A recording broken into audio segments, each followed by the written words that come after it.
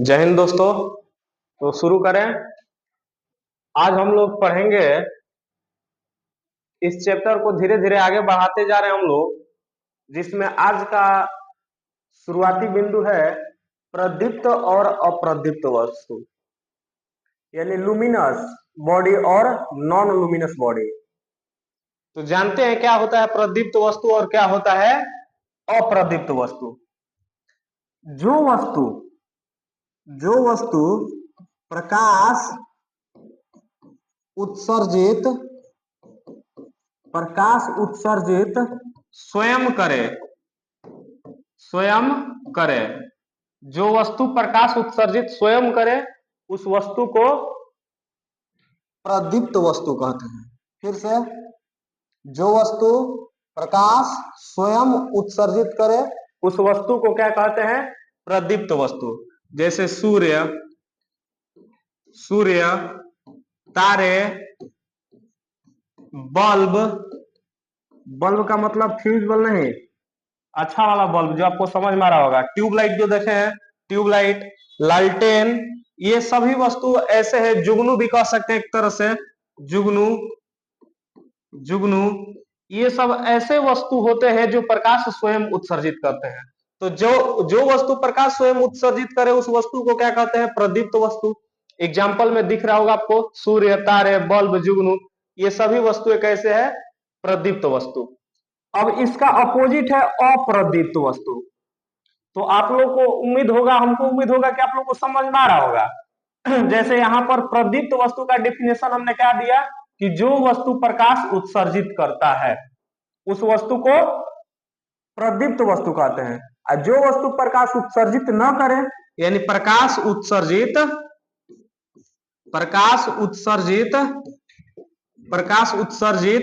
न करे उस वस्तु को क्या कहते हैं? अप्रदीप्त वस्तु, नॉन लुमिनस बॉडी।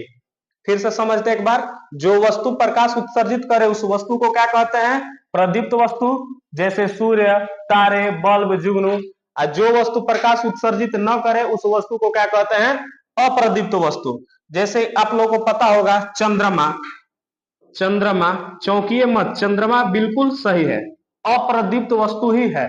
यानी चंद्रमा में अपना कोई प्रकाश उत्सर्जन करने की क्षमता नहीं होती, या फिर चंद्रमा में स्वयं का प्रकाश नहीं होता है। जब स्वयं का प्रकाश होगा तब ना बोलेंगे प्रदीप्त वस्तु, जब स्वयं का प्रकाश नहीं होगा तो उसको क्या बोलेंगे? अप्रदीप्त वस्तु। यानी कि चंद्रमा क्या हो गया? अप्रदीप्त वस्तु। पृथ्वी अप्रदीप्त वस्तु। लकड़ी अप्रदीप्त वस्तु इत्यादि हम लोग कह सकते हैं। तो वैसा वस्तु, फिर से एक बार समझ लेते हैं। अभी का हम लोग का टॉपिक क्या है? दीप्त और अदीप्त। यानी प्रदीप्त को दीप्त भी बोल सकते हैं, अप्रदीप्त को अदीप्त भी बोल सकते हैं। यानी कि वैसा वस्तु जो प्रकाश उत्सर्जित स्वयं करे, प्रकाश का उत्सर्जन क्या करे? स्वयं करे, उस वस्तु को क्या कहेंगे हम लोग? प्रदीप्त वस्तु। जैसे सूर्य हो गया, तारे हो गए, बल्ब हो गया, जुगनू हो गया। आगे भी बहुत सारे एग्जाम्पल आप लोग को समझ में आ रहा होगा क्या क्या होगा। यानी जो वस्तु स्वयं प्रकाश उत्सर्जित कर दे उस वस्तु को हम लोग क्या बोल देंगे? उस वस्तु को हम लोग बोल देंगे कि ये वस्तु क्या है? प्रदीप्त वस्तु है। और इसका अपोजिट, जो वस्तु स्वयं प्रकाश उत्सर्जित न करे या जिसका अपना प्रकाश न हो, खुद का प्रकाश न हो, उस वस्तु को क्या कहेंगे? यानी प्रकाश स्वयं उत्सर्जित न करे उस वस्तु को क्या कहेंगे? अप्रदीप्त वस्तु। जैसे एग्जाम्पल में चंद्रमा, पृथ्वी, ग्रह भी लिख सकते हैं। ये सब ऐसे वस्तु होते हैं, लकड़ी, जो प्रकाश उत्सर्जित नहीं करते हैं। और जो प्रकाश उत्सर्जित नहीं करते हैं, अच्छा से पता होगा आप लोगों को कि अब क्या बोलेंगे उसको? अप्रदीप्त वस्तु। तो दीप्त यानी प्रदीप्त, अप्रदीप्त में अंतर आप लोगों को समझ में आ रहा होगा। जो स्वयं प्रकाश उत्सर्जित करेगा उसको प्रदीप्त, और जो स्वयं प्रकाश उत्सर्जित नहीं करेगा उस वस्तु को क्या करेंगे? अप्रदीप्त। प्रदीप्त और अप्रदीप्त में एग्जाम्पल हम लोग भी समझ लिए, अभी तक कोई दिक्कत नहीं होनी चाहिए। आगे बढ़ते हैं हम लोग। अब यहां से आप लोग का बहुत अच्छा टॉपिक शुरू होने जा रहा है, प्रकाश का परावर्तन।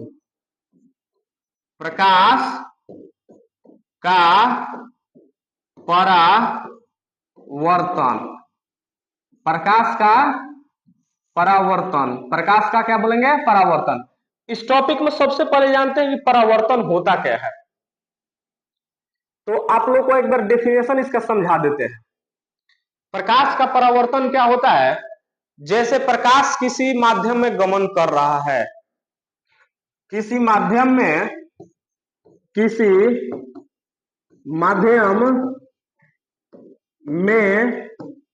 गमन करने वाला प्रकाश किसी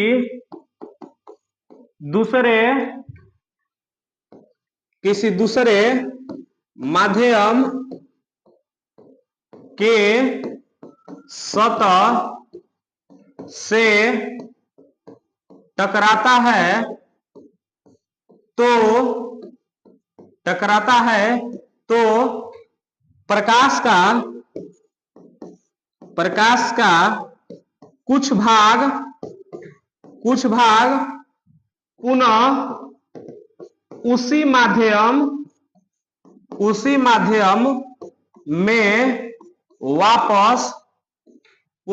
माध्यम में वापस लौट जाता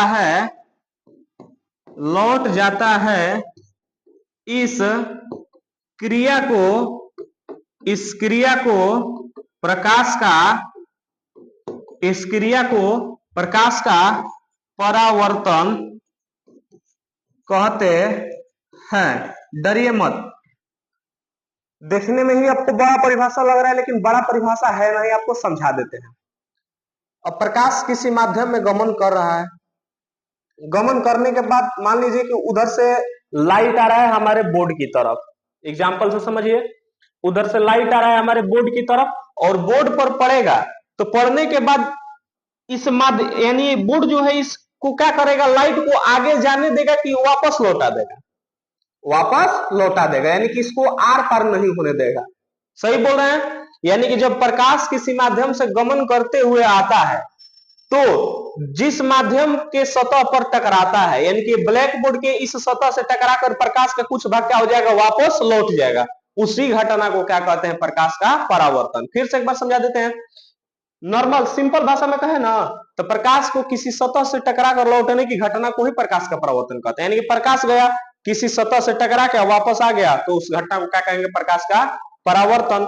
जैसे आप लोग देखे होंगे कि कांच पे फिर दीवार पे प्रकाश को जलाते हैं तो ऐसा नहीं कि केवल प्रकाश वहीं पर होता है, प्रकाश लौट करके प्रकाश का कुछ भाग इधर भी वापस आ जाता है। तो जो भाग लौट जाता है, यानी प्रकाश का कुछ भाग वापस आ जाता है लौट के, उसी घटना को क्या कहते हैं, प्रकाश का परावर्तन। एक बार फिर से समझ लेते हैं कि प्रकाश का परावर्तन क्या होता है। यानी कि किसी माध्यम में गमन करने वाला प्रकाश किसी दूसरे माध्यम